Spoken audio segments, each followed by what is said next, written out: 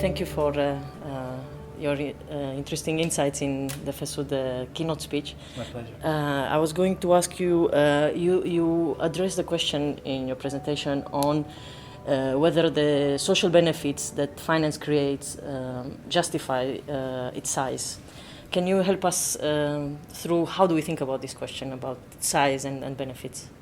Well, size in and of itself might not be that important, but it's become kind of a touchstone for also the power of the financial sector, the amount of income that people get who work in the financial sector or own banks. So in fact, as the financial sector became bigger and bigger and bigger, we do worry that its power and impact on the rest of the economy has gotten quite large. So the question we're asking is, what kind of benefits do society get from this very large and fast-growing sector? So the way I looked at it is to look at the different functions of the financial sector, to provide resources for investment in the real economy. And I found that in the case of the United States, the financial sector isn't providing a lot of resources for real investment that would create jobs, higher wages, more infrastructure.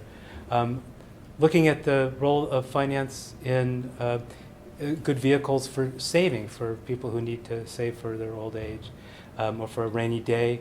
And we find that in the case, again, of the United States, but it may be true elsewhere, that finance is getting a very high transactions costs and fees for producing relatively poor results. So once again, it doesn't seem like finance is doing a very good job. So I think that there's been a transformation in finance, in fact, from a financial sector that some people call boring banking to one where I call it roaring banking, that is, that have supercharged kinds of financial techniques and very dangerous and risky kinds of investments. And so it's this roaring banking that I've raised doubts about whether it's really providing a lot for society. Thank you. And one would be expecting to see that after the collapse of Lehman Brothers, roaring banking would sort of be put back into its place and become a bit more boring. Do you think this is something that has happened? Well, a lot of people have tried. And in the United States, we had the big fight over the Dodd-Frank reform legislation.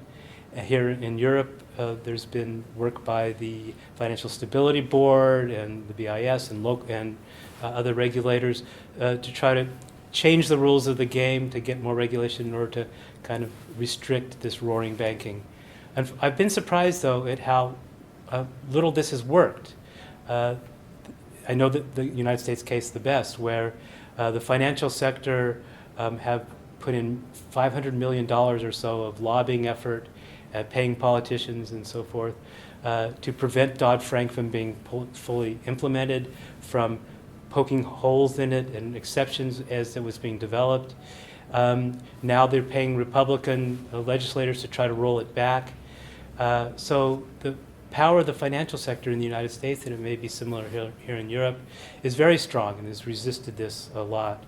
I refer to the bank, what I call the bankers club. It's this group of forces in society that really have helped the financial sector retain its power despite the fact roaring banking did such a bad job. This includes central banks like the Federal Reserve, which has a tendency to support finance. Even economists who get paid by financial firms to give speeches for them or testimony and argue against financial reform. Some economists are a part of this. Even non-financial corporations have become more and more tied to finance. I was surprised, unlike the 1930s when the non-financial firms really opposed what the finance was doing and joined the New Deal in the United States and supported reforms here in Europe. That didn't happen this time. And I think it's partly because the CEOs of corporations get these massive pay packages partly as a result of financial engineering. And financial firms themselves get a lot of income from various kinds of financial speculation. So there's this whole bankers club that has to be brought under tow, and it's going to be a difficult process. Thank you. One of the ideas that we hear now regularly in Europe with the new Capital Markets Union initiative of the European Commission is that if Europe doesn't get its large banks back on their feet again to be able to compete against US large banks, then there are certain strategic challenges that will arise. How do you think about this argument that there is a competition going on between different countries or different regions, and how do we fight or how do we oppose that argument? Yes. Well, there is a competition, and I think that's one of the big problems. That there are these financial centers, New York, Frankfurt, London, increasingly Shanghai and Hong Kong, Singapore, others. And there's this idea that these are national champions, and that these countries benefit from having these large financial sectors that create a lot of business, generate high incomes for bankers and others. But I think the thrust of my research is to suggest that while it does generate high incomes for a small group of wealthy financiers and CEOs of some corporations, it doesn't really generate a lot of benefits for workers, middle-class people, society as a whole.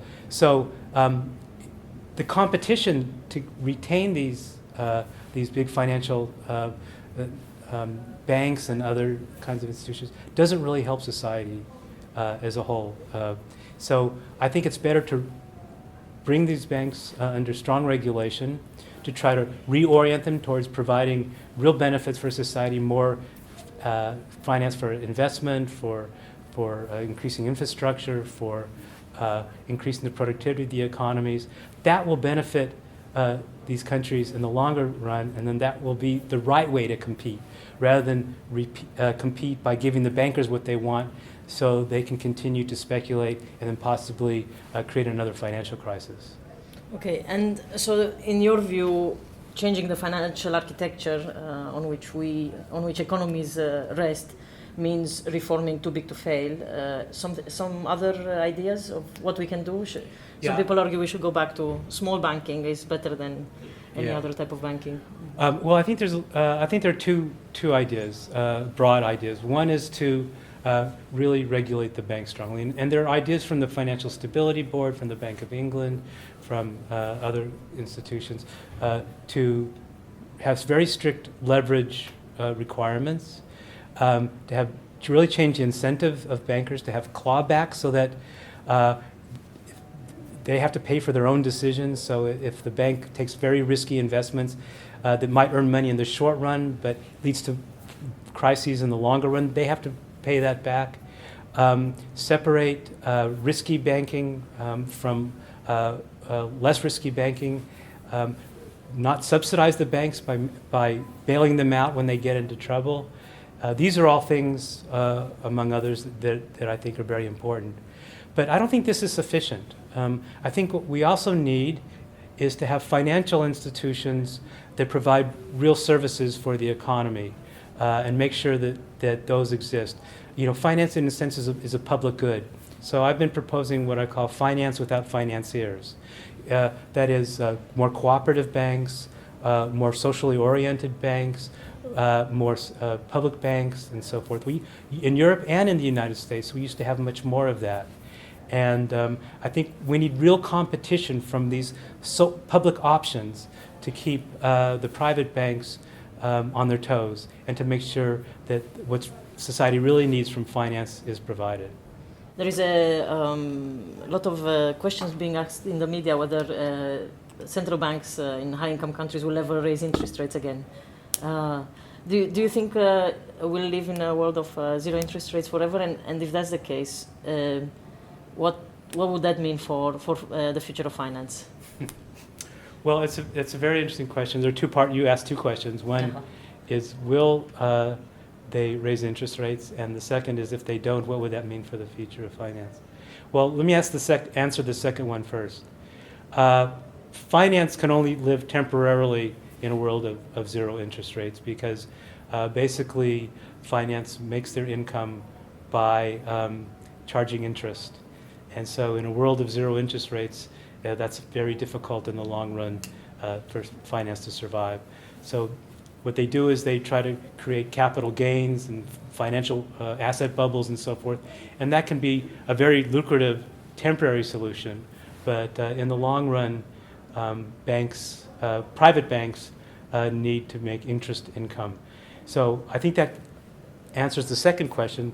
Because banks need this, and because central banks tend to do the bidding of the private financial sector, that means that the pressure on central banks is becoming very, very strong for them to start raising interest rates from the bankers. And unfortunately, I think the central banks are listening, and so we can expect, I can't tell you when, but we can expect that in the medium term, if not the short run, the central banks will start raising interest rates.